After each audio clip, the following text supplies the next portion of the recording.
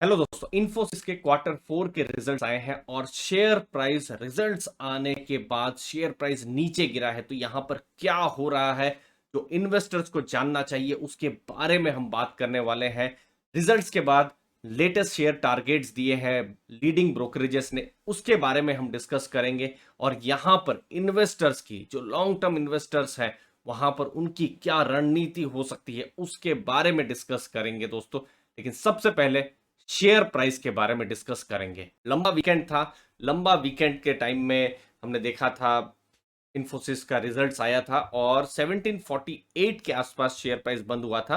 और आप देख सकते हैं 1621 1622 के लेवल पर शेयर प्राइस बंद होता है। इनफैक्ट शेयर प्राइस नीचे ही, इन्फोसिस का स्टॉक नीचे ही, आप देख सकते हैं नीचे के लेवल पर ही ये ओपन हुआ था और फिर नीचे ही गिरा है। 7%, 7.2% स्टॉक प्राइस नीचे गिरा है। तो यहां पर हो क्या है, तो देखिए सबसे पहले आपका मैं ध्यान लेके जाऊंगा रिजल्ट्स की तरफ। और रिजल्ट्स में इंपॉर्टेंट चीज है जो हमको आपको समझना है वो है मार्जिन्स। अब देखिए, ये है पिछले साल का डेटा, ये है इस साल का डेटा। तो पिछले साल आप रेवेन्यूज देखेंगे तो 26,311 करोड़ का था और इस साल रेवेन्यू 32,276 करोड़ का है। तो रेवेन्यू तो बढ़े हैं, तो यहां कोई चिंता नहीं है।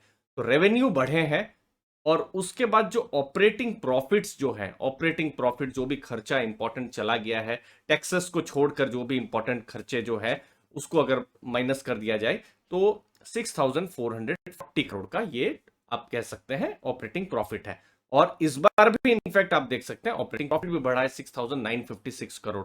तो ये एक इंपॉर्टेंट चीज है, आप इसको एबिट भी कह सकते हैं, अर्निंग बिफोर इंटरेस्ट टैक्स भी कह सकते हैं।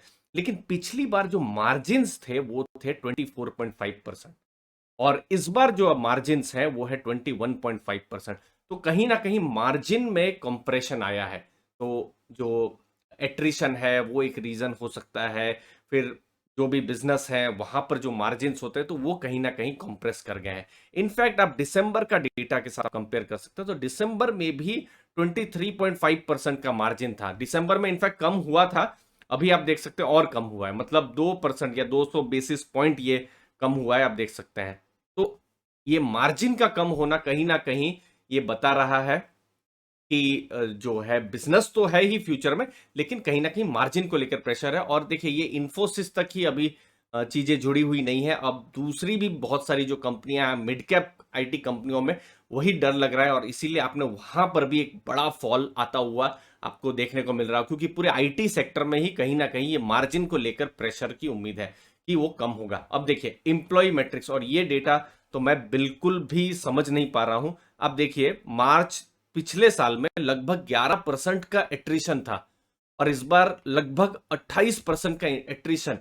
मतलब मतलब पिछले 12 महीनों में 100 में से 28 इंप्लॉय, मतलब 1/4 इंप्लॉय कहीं ना कहीं बाहर जा रहे हैं। और ये एक ट्रेंड है जिसकी वजह से जो मैंने कहा ना मार्जिन्स जो है, तो मार्जिन्स कहीं ना कहीं उसकी वजह से थोड़े से कंप्रेस हो गए, क्योंकि इंप्लॉय बहुत सारे बाहर जा रहे हैं तो नए भी आएंगे। तो ये सब चीजें हैं जिसकी वजह से बहुत अगर एम्प्लॉय ना रहे जो, क्योंकि मेन ह्यूमन मैन पावर ही है आईटी सेक्टर में, तो ये एक चीज है जितना जल्दी ये कम हो उतना आईटी सेक्टर के लिए या इन्फोसिस के लिए भी अच्छा है। और सेम चीज मैं दोहराऊंगा, मिड कैप आईटी कंपनीज के रिजल्ट आने बाकी है, अगर ऐसा ही एट्रिशन वहां पर भी देखने को मिला तो फिर मार्केट उनको भी नेगेटिवली देख सकता है। तो इंपॉर्टेंट चीजें क्या हो रही है, क्वार्टरली ग्रोथ हमने देखा वीक है, फिर मार्जिन रिलेटेड प्रेशर्स है वो हमको देखने को मिले। उसके अलावा उन्होंने गाइडेंस जो है वो 21 से 23% का कर दिया है, जो हमने मार्जिन्स का देखा, जो पहले 22 से 24% का मार्जिन्स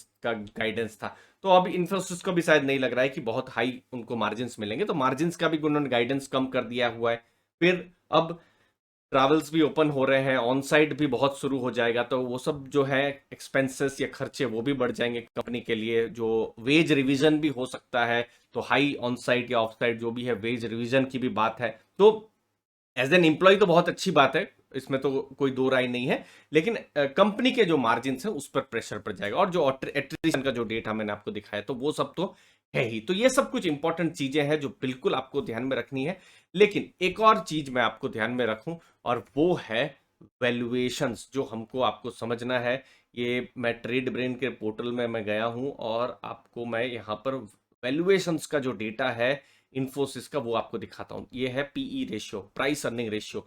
तो आइडियली हमने देखा था 2017, 18, 19 उस समय में आईटी स्टॉक्स को 20 से कम का वैल्यूएशन मिलता था। अब देख सकते हैं 15 का, 20 का, तो वहां का वैल्यूएशन था। लेकिन एक प्रीमियम वैल्यूएशन मिलना शुरू हुआ कोविड के बाद से, क्योंकि अचानक से दुनिया बंद हो गई, तो फिर बहुत हद तक लोग जो थे, जो कंपनीज जो थी ऑनलाइन वो जा रही थी, तो वहां पर उनका जो वैल्यूएशन है वो भी बढ़ गया। इनफैक्ट अब आप वैल्यूएशन देखेंगे तो 30 के ऊपर का वैल्यूएशन है, और ट्रेडिशनली आईटी कंपनीज को इतना वैल्यूएशन नहीं मिला है।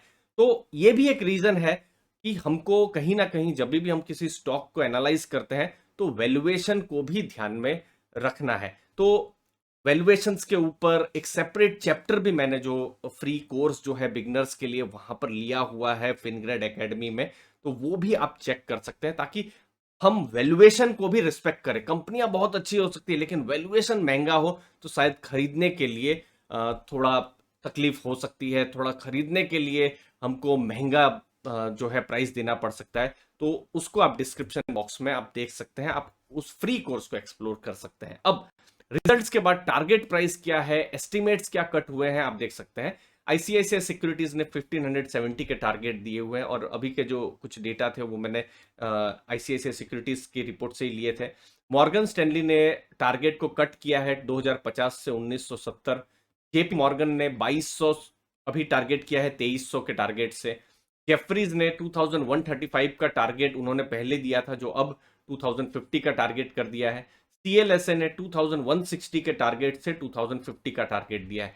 तो कहीं ना कहीं इंफोसिस का जो टारगेट है वो कम हो रहा है, जो एस्टिमेट्स हैं फ्यूचर के लिए, क्योंकि देखिए मार्केट को प्रेजेंट तो पता है, लेकिन मार्केट क्या है, फ्यूचर डिस्काउंट करती है। तो फ्यूचर में कहीं ना कहीं मार्केट को लग रहा है मार्जिन को लेकर प्रेशर हो सकता है।